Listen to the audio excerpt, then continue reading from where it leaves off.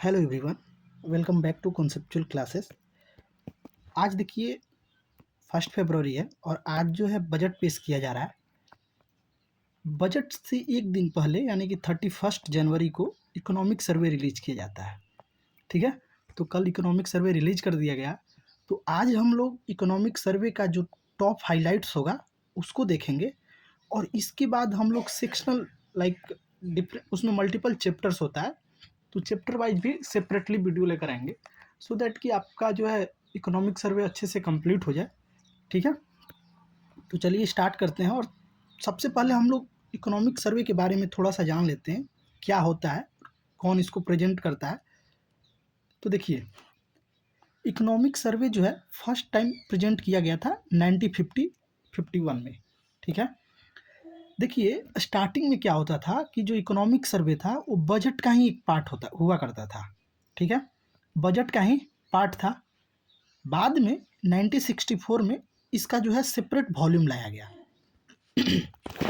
ठीक है, तो यानी कि 1964 से बजट जो है इकोनॉमिक सर्वे जो है उसको सेपरेटली प्रेजेंट किया जा रहा है। ठीक है, अब देखिए इकोनॉमिक सर्वे को टेबल्ड कौन करता है, तो फिनांस मिनिस्टर। अभी तो इस बार तो निर्मला सीतारमण जी हैं, लेकिन जनरल टर्म में अगर बात करें तो फिनांस मिनिस्टर जो है दोनों सदन में यानी कि लोकसभा और राज्यसभा दोनों सदन में टेबल्ड करती हैं। इसको प्रिपेयर्ड कौन करता है, तो prepared by economic division of department of economic affairs. Ministry of finance के अंदर इकोनॉमिक अफेयर्स का एक डिपार्टमेंट होता है और उसके अंदर जो इकोनॉमिक डिवीजन है वो इसको प्रिपेयर करता है, यानी कि इकोनॉमिक सर्वे को प्रिपेयर करता है। किसके सुपरविजन में, तो सुपरविजन किसके सुपरविजन में, चीफ इकोनॉमिक एडवाइजर के सुपरविजन में।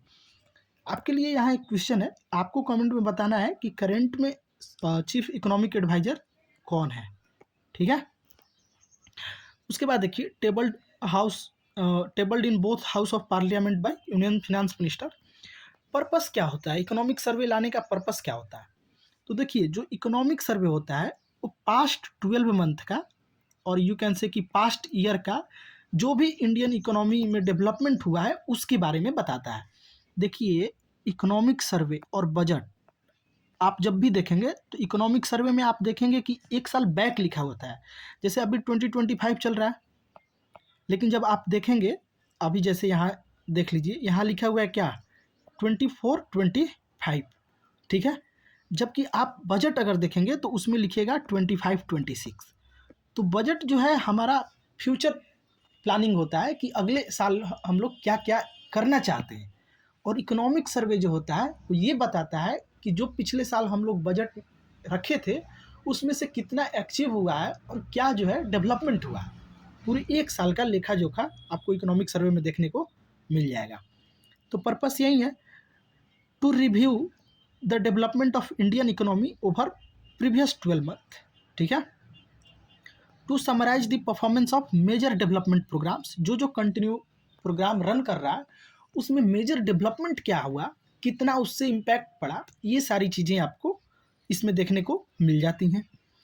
To highlight the policy initiative of government and to analyse the economic trend previous, provide an outlook for the coming year. तो जैसे कि क्या ट्रेंड होगा जीडीपी का, इन्फ्लेशन का क्या ट्रेंड होगा, ये सब चीज़ें जो है हम लोग डिस्कस करते हैं। तो चलिए हम लोग पहले टॉप हाईलाइट को देख लेते हैं। ये देखिए पीआईबी के द्वारा एक इंटरैक्टिव यू कैन से कि इमेज रिलीज किया गया है, जिसमें आप अगर जीडीपी ग्रोथ को देखें तो जीडीपी ग्रोथ जो है यहाँ से देख सकते हैं 20-21 में जो था -5.8 था। क्यों था, क्योंकि कोविड ईयर था। 21-22 में आप देखेंगे कि सडन ग्रोथ हुआ है 9.7 का। 22-23 में थोड़ा सा डिक्रीज हुआ है, फिर इंक्रीज हुआ है, फिर डिक्रीज हो रहा है। तो देखिए आपसे क्वेश्चन क्या बनेगा, आपसे क्वेश्चन बनता है अब जो है, अब ये नहीं पूछेगा आपसे कि 24-25 में जीडीपी ग्रोथ रेट क्या रहा, आपसे ट्रेंड पूछा जाएगा। ट्रेंड पूछा जाएगा तो अगर हम लोग ट्रेंड की बात करें तो ट्रेंड क्या दिख रहा है, पहले निगेटिव है, ठीक है, फिर सडन पॉजिटिव गया, फिर घटा, फिर बढ़ा, फिर घटा। तो यानी कि जो है ये जो है इस तरह का कुछ ग्राफ बनेगा। ठीक है, अगर हम लोग ये सारे चीज़ को हटा दें तो कुछ इस तरह का ग्राफ आपको दिखेगा, यानी कि ग्राफ में कोई कंटिन्यूटी नहीं है। ये ग्राफ जो है साइक्लिक बोल सकते हैं, अनइवन साइक्लिक, जिसमें कि अप डाउन देखने को मिल रहा है। ठीक है, और इसके साथ साथ आप ये भी ध्यान में रख सकते हैं कि 6.5 से 7% का जीडीपी ग्रोथ रहा। ठीक है, फिजिकल डिफिसिट की बात करें, ठीक है, फिजिकल डिफिसिट की अगर बात करें तो आप देखेंगे कि कंटिन्यू हम लोग डिक्रीज की ओर जा रहे हैं। ठीक है, देखिए दो होता है, एक होता है करेंट अकाउंट डिफिसिट, एक होता है फिजिकल डिफिसिट। तो ये चीज़ें आपको क्लियर होना चाहिए आपको। अब देखिए क्या होता है फिजिकल डिफिसिट, क्या होता है पहले ये देख लेते हैं। तो फिजिकल डिफिसिट जो है वो गवर्नमेंट का जितना रेवेन्यू आ रहा है और जितना एक्सपेंडिचर हो रहा है, इसका जो है डिफरेंस होता है। ठीक है, यानी कि कितना रेवेन्यू जनरेट कर पा रहे हैं और कितना हम लोग एक्सपेंडिचर कर रहे हैं, इसका जो डिफरेंस हुआ एक पर्टिकुलर फिनेंशियल ईयर में, उसको हम लोग बोलते हैं फिजिकल डिफिसिट। और अब रेवेन्यू डिफिसिट भी होता है, उसको हम लोग आगे देख लेंगे, जिसमें कि हम लोग कितना प्रोजेक्ट कर रहे हैं कि कितना रेवेन्यू हम लोग जनरेट कर सकते हैं और कितना एक्चुअली था। बाकी जो करेंट अकाउंट डिफिसिट में आप देखेंगे तो बाकी हम लोग क्या करते हैं कि बोरोइंग के थ्रू उसको बैलेंस करने की कोशिश करते हैं, सो दैट कि बीओपी जो है हमारा बैलेंस ऑफ पेमेंट नेट क्या हो जाए, जीरो हो जाए। तो ये चीज़ें हम लोग इकोनॉमी में डिस्कस कर चुके हैं, आप जाकर लेक्चर देख सकते हैं। फिलहाल हम लोग ट्रेंड वगैरह देख लेते हैं कि इकोनॉमिक सर्वे 24-25 में क्या देखने को मिला। तो एक चीज़ तो कंफर्म हो गया कि फिजिकल डिफिसिट जो है कंटिन्यूली जो है डिक्रीज कर रहा है। ये चीज़ें आपको ध्यान में रखनी ही होगी।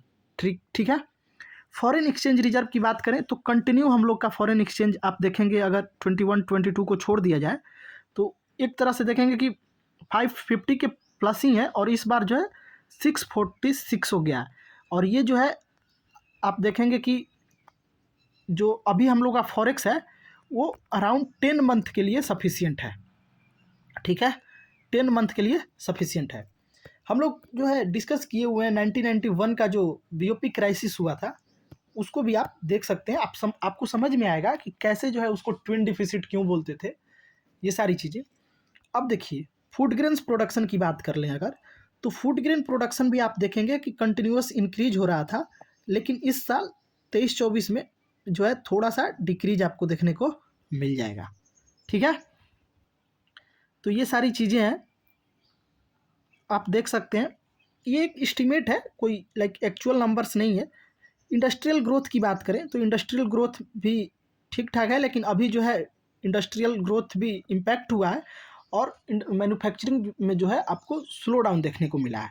ठीक है, उसी तरह सर्विसेज की बात कर लें।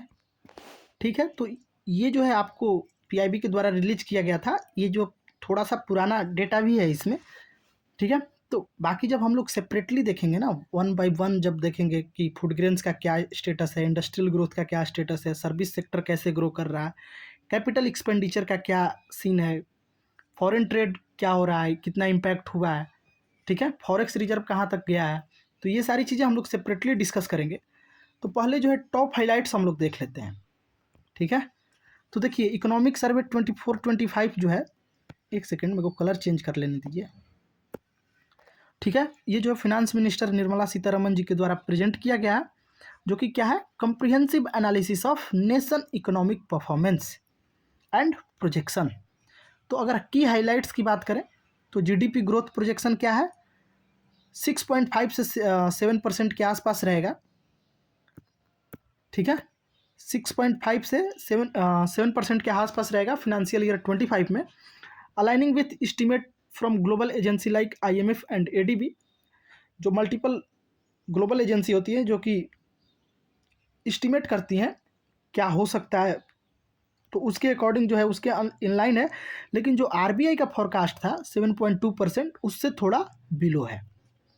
ठीक है, एम्प्लॉयमेंट जनरेशन की बात करें तो हर साल 7.8 मिलियन नॉन फार्म जॉब जो है जनरेट करने की ज़रूरत है वर्कफोर्स को एकोमोडेट करने के लिए। जो हम लोगों के यहाँ ग्रोइंग वर्कफोर्स है, जो यूथ अनएम्प्लॉयड यूथ है, उसको एकोमोडेट करने के लिए हर साल 7.8 मिलियन जॉब क्रिएट करना होगा, वो भी नॉन फार्म जॉब। ऐसा नहीं कि एग्रीकल्चरल जॉब को भी आप उसमें काउंट कर लें। इन्फ्लेशन की बात करें तो इन्फ्लेशन जो रिटेल इन्फ्लेशन है वो डिक्रीज हुआ है 5.4%, जो कि 6.7% था 2023 में। और ये क्यों हुआ है? Due to effective policy responses. ठीक है। एफडीआई की अगर बात करें तो एफडीआई जो है रिजिलियंट दिख रहा है, थोड़ा सा डिक्लाइन है न्यू कैपिटल इनफ्लो में। ठीक है। उसके बाद अगर सेक्टोरल ग्रोथ की बात करें तो सर्विस सेक्टर जो है ग्रो किया है 7.4% से,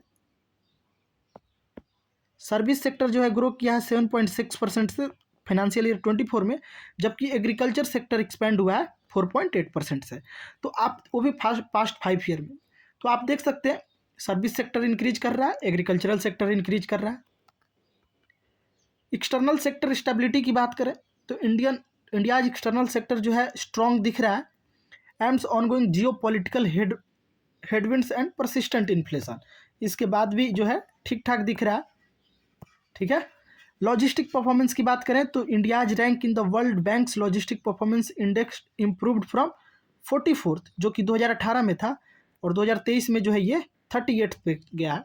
स्लाइट इम्प्रूवमेंट है, कोई खास इम्प्रूवमेंट नहीं है, लेकिन लॉजिस्टिक पे सरकार का बहुत सारा फोकस है। जैसे आप इसके लिए देखेंगे कि बहुत सारे स्कीम्स चलाया जा रहा है। ठीक है। तो कैसे जो है रेलवे को रोड कनेक्टिविटी के साथ करके एक्सपोर्ट को इजी किया जाए, टाइम टेकिंग जो है एक्सपोर्ट में जो लगता है उसको रिड्यूस किया जाए, सरकार का इस पे जो है ज़्यादा फोकस है। ठीक है। सर्विस एक्सपोर्ट ग्रोथ, सर्विस जो हम लोग एक्सपोर्ट कर रहे हैं वो भी इंक्रीज हुआ है 4.9% से, और ये क्यों कि आईटी और सॉफ्टवेयर सर्विसेज में हम लोग ज़्यादा जो है एक्सपोर्ट कर रहे हैं। रेमिटांसेस की बात करें तो टॉप रेमिटांसेस रिसिपेंट इस बार भी रहेंगे।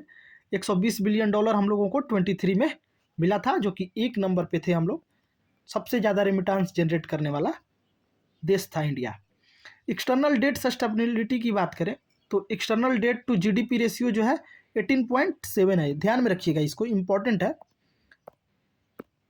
डेट टू जीडीपी रेशियो कितना है? ये जो है 18.7% है मार्च 24 तक। ये बताता है कि हमारा जो सस्टेनेबल एक्सटर्नल डेट लेवल है, यानी कि इस लेवल तक लाइक सस्टेनेबल है, एक्सेप्टेबल है, इसके बियॉन्ड नहीं होना चाहिए। ठीक है। अब देखिए पीएमआई की बात करते हैं हम लोग। ठीक है। तो पीएमआई की अगर बात करें, मैन्युफैक्चरिंग पीएमआई की, तो देखिए पीएमआई होता क्या है? Purchasing manager index, purchasing manager index. इसमें देखिए क्या होता है कि अगर आपका जो ये 50 जो है आपका थ्रेशोल्ड होता है, तो 50 से अगर आप नीचे जा रहे हैं, मतलब आपका प्रोडक्शन आपके यहाँ नहीं हो रहा है, आपका जो है अगर जिस भी सेक्टर की बात करें, जैसे इसमें हम लोग ग्लोबल मैन्युफैक्चरिंग भी देखेंगे, ग्लोबल सर्विस भी देखेंगे और ग्लोबल कंपोजिट भी देखेंगे। तो अगर मैन्युफैक्चरिंग पीएमआई की बात करें तो सस्टेनेबल एक्सपेंशन क्या है? Manufacturing sector exhibit consistent growth दिख रहा है with PMI remaining above the neutral 50 marks. तो आप अगर इसमें मैन्युफैक्चरिंग की देखें तो ये वाला मार्क है, ये मैन्युफैक्चरिंग है, ये जो है आपको दिख रहा होगा कि थ्रू आउट द ईयर क्या हो रहा है? एक्सपेंशन हो रहा है, और जो न्यूट्रल मार्क है 50 का उससे स्लाइटली एबव है। ठीक है। मंथली परफॉर्मेंस की अगर बात करें तो पीएमआई 57.8 रीच किया था दिसंबर 2024 में, 57.8 रीच किया था।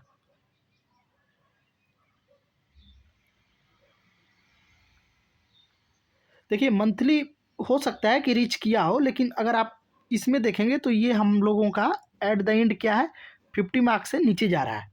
ठीक है। सर्विसेज की बात करें तो service sector also demonstrated significant expansion with PMI consistently above 50। तो सर्विस सेक्टर तो ठीक है, आपको दिख भी रहा होगा, ये जो कलर है वो सर्विस सेक्टर को रिप्रेजेंट कर रहा है, तो ये 50 से हमेशा ही ऊपर रहा है। दिसंबर पीक पे रहा है, ये बता रहा है कि दिसंबर में जो है पीक पे रहा है। ठीक है। 58.5 तक गया है, ये हालांकि ठीक लग रहा है देखने में, लेकिन ये सस्टेनेबल एक्सपेंशन वाला तो 57.8 तो नहीं है, वो डिक्रीज हुआ है। ठीक है। वो 50 से नीचे जाएगा, ये डेटा गलत है। कंपोजिट पीएमआई की बात करें तो ओवरऑल इकोनॉमिक एक्टिविटी की अगर बात करें तो वो भी जो है मैन्युफैक्चरिंग और सर्विस दोनों को अगर कंबाइन करके बात करें तो वो भी एक्सपेंशनरी टेरिटरी है, यानी कि 50 से वो भी ऊपर जा रहा है, मतलब ठीक ठाक ग्रोथ है। यानी कि ओवरऑल इस ग्राफ से हम लोग क्या कंक्लूड कर रहे हैं कि हमारे यहाँ मैन्युफैक्चरिंग का स्लो डाउन दिख रहा है, ठीक है, लेकिन सर्विस सेक्टर बूम पे है, और ओवरऑल कंबाइन बात करें तो ठीक है, मतलब ठीक ठाक ग्रोथ दिख रहा है, ठीक है। तो ये चीज़ें हो गया, ये ग्राफ आपको समझ में आनी चाहिए। ये स्टेटमेंट गलत दिया हुआ है, ये जो है गलत दिया हुआ है, 50 से बिलो जा रहे हैं हम लोग। अगर आप जैसे कि हो सकता है कि ये कहने का सेंस ये हो, ये कहने का सेंस ये हो कि कंबाइनली अगर बात करें जनवरी 23 से जनवरी 24 से दिसंबर 24 तक तो ऊपर गया है, ऐसा नहीं है। लेकिन अगर आप जून के बाद देखें तो जून के बाद डिक्रीज हुआ है, फिर नवंबर या दिसंबर के बीच में थोड़ा सा पीक टच किया। तो आपको ग्राफ अंडरस्टैंड करने आना चाहिए, क्वेश्चन इस पे भी बन जाता है, ठीक है। नेक्स्ट देखते हैं, नेक्स्ट इन्फ्लेशन की बात करते हैं हम लोग। तो अगर ग्लोबल इन्फ्लेशन की बात करें तो देखिए आईएमएफ का प्रोजेक्शन है कि ग्लोबल इन्फ्लेशन जो है वो डिक्लाइन करेगा।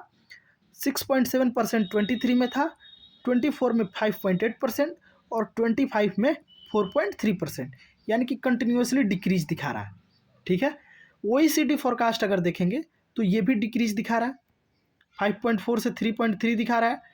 लेकिन सेंट्रल बैंक एक्शंस का अगर देखें तो interest rate cuts expected as inflation near target around 2% by 2025, इसके अकॉर्डिंग 2% के आसपास रहेगा, तो इंटरेस्ट रेट कम होने की संभावना है, ठीक है। चैलेंजेज की बात करें तो जियोपॉलिटिकल टेंशन जो चल रहा है और फिजिकल डिफिसिट में इम्पैक्ट फ्यूचर ग्रोथ, ठीक है। तो फिजिकल डिफिसिट की वजह से या फिर जो जियोपॉलिटिकल टेंशन आप देख रहे होंगे बहुत सारे कंट्रीज में जो लाइक चल रहा है कन्फ्लिक्ट, उसके वजह से फ्यूचर ग्रोथ इम्पैक्ट हो सकता है। आप अगर ये ग्राफ देखें तो यहाँ पर आपको यूएस, यूके, यूरोपियन यूनियन और जापान का कंपैरिजन किया गया है, ठीक है। तो इन्फ्लेशन इन एडवांस इकोनॉमी की अगर बात करें तो अगर आप जापान की देखें तो सबसे कम जो है इन्फ्लेशन जापान में है स्टार्टिंग में अगर देखें मार्च में। लेकिन अभी अगर इस एरिया को सिलेक्ट करते हैं तो आप देखेंगे कि सारे कंट्री का इन्फ्लेशन रेट जो है अराउंड 2 से 4% के बीच है, ठीक है। और हम लोग के यहाँ क्या रेशियो है, हम लोग के यहाँ माना जाता है कि 4 ± 2 के अंदर अगर है इन्फ्लेशन तो ये जो है यूजफुल इन्फ्लेशन है। देखिए क्या होता है कि इन्फ्लेशन जो है हर ऑलवेज इन्फ्लेशन निगेटिव टर्म में नहीं देखना चाहिए। इन्फ्लेशन जो है पॉजिटिव वे में भी है, उसका इन्फ्लेशन का जो है पॉजिटिव वे में भी बेनिफिट होता है। अब कैसे होता है, क्या होता है, ये चीज़ें हम लोग देखेंगे जब टाइप्स ऑफ इन्फ्लेशन देखेंगे। बहुत तरह के टाइप होते हैं, वो सारी डिस्कस करेंगे। उसके बाद उसका जो है क्या सॉल्यूशन है, कैसे जो है आरबीआई या फिर नीति आयोग और यू कैन से कि जो मॉनेटरी पॉलिसी इंस्ट्रूमेंट्स है या फिर फिजिकल पॉलिसी इंस्ट्रूमेंट है उसको यूज करके कैसे जो है कंट्रोल किया जाता है इन्फ्लेशन को, ये सारी चीज़ें हम लोग वहाँ देखेंगे। फिलहाल अगर इंडिया के इन्फ्लेशन की बात करें तो आरबीआई प्रोजेक्ट करता है एवरेज 4.5% 2024-25 में, और 25-26 में ये थोड़ा सा डिक्रीज होकर 4.1% तक जाएगा। लेकिन फूड इन्फ्लेशन बढ़ने वाला है, 7.5% तक जाएगा ड्यू टू वेदर डिसरप्शन, यानी कि फूड प्राइसेस आपको इंक्रीज होने की संभावनाएं हैं।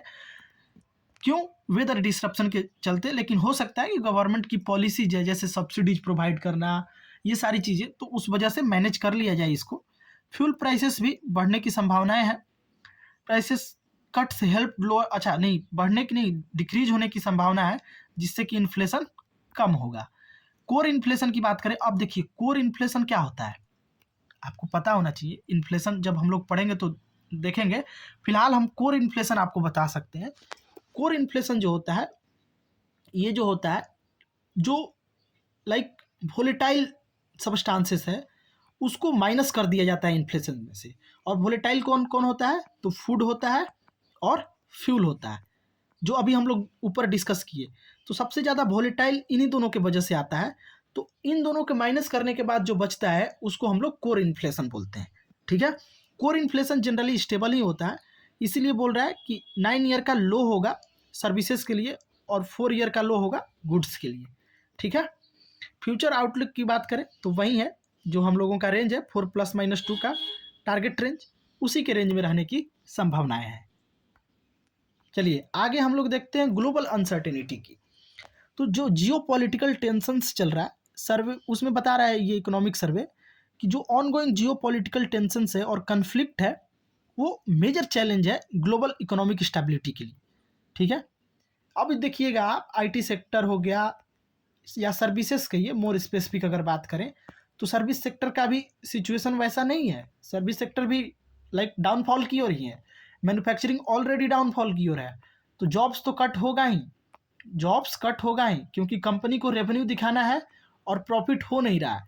तो रेवेन्यू दिखाने का एक ही तरीका है, कॉस्ट कटिंग करे, कॉस्ट कटिंग करके उसको जो है जो सैलरीड है उसको रेवेन्यू में ऐड करके अपना प्रॉफिट रेवेन्यू दिखाए। ठीक है, तो ये चीज़ें हैं। उसके बाद persistent service inflation, while overall inflationary pressure have eased, service inflation remain persistent in many economy। जो वर्ल्ड वाइड इकोनॉमी की बात कर रहा है तो वहाँ सर्विस इन्फ्लेशन ज़्यादा देखने को मिल सकता है। इंडियन इकोनॉमिक अनसर्टेनिटी की बात करें तो अभी तो हम लोग रिजिलियंस हैं ग्लोबल चैलेंजेस के लिए। ठीक है, ग्रोथ प्रोजेक्शन की बात करें तो इंडियाज का इकोनॉमी जो है 6.3% से 6.8% के बीच रहने की संभावनाएं हैं फाइनेंशियल ईयर 26 में। However it acknowledges potential hurdle such as food inflation, जो अभी हम लोगों ने देखा, टैक्सेशन पॉलिसी जो कि निर्मला सीतारमन जी टाइम टू टाइम इंक्रीज करते जा रही हैं, और डेमोग्राफिक चैलेंजेज। इन सारी चीज़ों की वजह से हो सकता है कि जो हमारा प्रोजेक्टेड रेंज है 6.3 से 6.8% इसको हम लोग अचीव ना कर पाए। ठीक है, जियोपॉलिटिकल रिस्क की अगर बात करें तो सर्वे जो है हाईलाइट करता है concern over geopolitical tensions and their potential economic impact on India. अब देखिए, डिस्पाइट ग्लोबल अनसर्टेनिटी इंडिया जो है डिकेडल एवरेज से के क्लोज है। ठीक है, एग्रीकल्चरल जीबीए की बात करें तो आप देख सकते हैं कि जो ये कलर है ये फाइनेंशियल ईयर 25 को रिप्रेजेंट कर रहा है। ठीक है, और ये जो है एवरेज है 15 से लेकर 24 तक, जिसमें से 21 और 22 को एक्सक्लूड किया गया है क्योंकि ये जो है कोविड ईयर था। ठीक है, तो जो येलो कलर का आपको दिख रहा होगा ये जो है 10 साल का एवरेज लिया गया है, 9 साल का एवरेज लिया गया है, और उसको फाइनेंशियल ईयर 25 से हम लोग कंपेयर कर रहे हैं। ठीक है, तो देखिए अगर एग्रीकल्चरल जीबीए की बात करें, एग्रीकल्चरल जीबीए की अगर बात करें तो आप देख सकते हैं कि स्लाइटली इंक्रीज होने की संभावनाएं हैं। ठीक है, इंडस्ट्री जीबीए की बात करें तो इसमें भी इंक्रीज दिखेगा। सर्विस सेक्टर थोड़ा सा डाउन जा रहा है। ठीक है, और जीबीए जो है ये भी थोड़ा सा डाउन हो रहा है, जीडीपी थोड़ा सा डाउन हो रहा है। ठीक है, ये जो है constant GDP at constant price पे एस्टिमेट किया गया। ठीक है, तो ये चीज़ें हैं, ये आपको समझ में आनी चाहिए।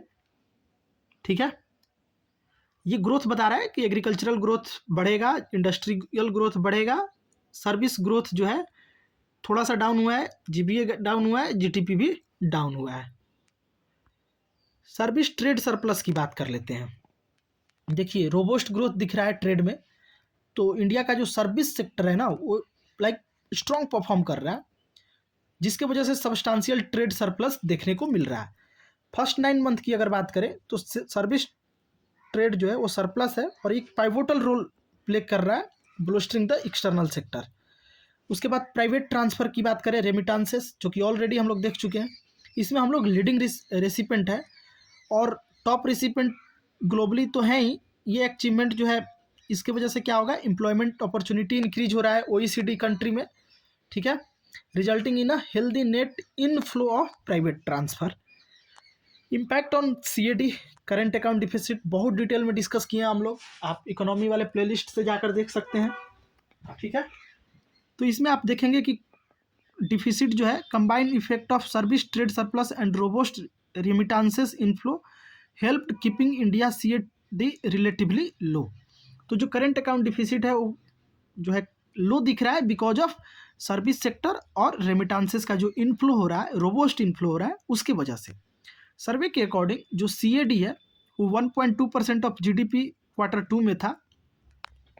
ठीक है, ये CAD मतलब करेंट अकाउंट डिफिसिट क्या होता है, आपको अगर जानना है तो इकोनॉमिक्स के प्लेलिस्ट में जाइए, वहाँ हम लोग डिटेल डिस्कस किए हैं। BOP नाम का टॉपिक है, उसमें ये सारी चीज़ें हम लोगों ने डिस्कस किया है, छोटी छोटी पॉइंट जो कि आपको पता होनी चाहिए, तभी आप इकोनॉमिक सर्वे को समझ पाएंगे। तो चीज़ें आपको पहले क्लियर होनी चाहिए, फिर आपको ये वीडियो देखनी चाहिए। तो मेरा रिकमेंडेशन रहेगा, पर्सनल रिकमेंडेशन, कि आप जो है इकोनॉमी पढ़ने से पहले बेसिक जो टर्म्स है उसको क्लियर कर लीजिए, ताकि चीज़ें को आप रिलेट कर सकें। ठीक है, तो अब देखिए इसमें जो मर्केंडाइज ट्रेड बैलेंस की अगर बात करें, ट्रेड बैलेंस की जो गुड्स वगैरह की है, तो आप देखेंगे कि ये निगेटिव में जा रहा है। ठीक है, और यहाँ जो है निगेटिव बढ़ रहा है। लेकिन अगर आप सर्विस सेक्टर को देखेंगे तो वो कंटिन्यू इंक्रीज की ओर जा रहा है, एक स्लाइटली कहीं डिक्रीज भी दिख रहा होगा आपको। और उसके बाद अगर आप नेट प्राइवेट ट्रांसफ़र की बात करें तो ये भी पॉजिटिव में है, यानी कि जो हम लोगों का मर्केंडाइज ट्रेड बैलेंस है यही निगेटिव में है, और इसी की वजह से जो है हमारा CAD क्या होता है, निगेटिव होता है। ठीक है, क्लियर, आगे बढ़ते हैं। तो देखिए आज हम लोगों ने एक हाइलाइट्स डिस्कस किया बस, इसके बाद हम लोग जो है सेपरेटली एक एक सेक्टर पे वीडियो बनाएंगे। लाइक अगर आप देखेंगे तो एग्रीकल्चरल सेक्टर का अगर हम बात कर लें तो एग्रीकल्चरल सेक्टर में ही इकोनॉमिक सर्वे में इतने सारे स्कीम्स के बारे में मेंशन किया गया है कि अगर उसको हम लोग करने लगे तो बहुत टाइम लग जाएगा। तो हम लोग वैसे स्कीम्स को चूज करेंगे जिनका जो है ज़्यादा रिलेटिवली ज़्यादा इम्पोर्टेंट है, और जिसको कि हम लोग मेंस आंसर राइटिंग हो गया या फिर जिससे क्वेश्चंस बनने की संभावनाएं ज़्यादा हो, वो सारी चीज़ें को हम लोग एक जगह एक जगह सारी इन्फॉर्मेशन को कलेक्ट करके फिर हम लोग जो है सेपरेटली वीडियो बनाएंगे उस पर, और आप लोगों तक पूरे इकोनॉमिक सर्वे को डिटेल फॉर्म में डिस्कस किया जाएगा। ठीक है, तो चलिए आज के लिए इतना ही, मिलते हैं नेक्स्ट वीडियो में, तब तक के लिए धन्यवाद।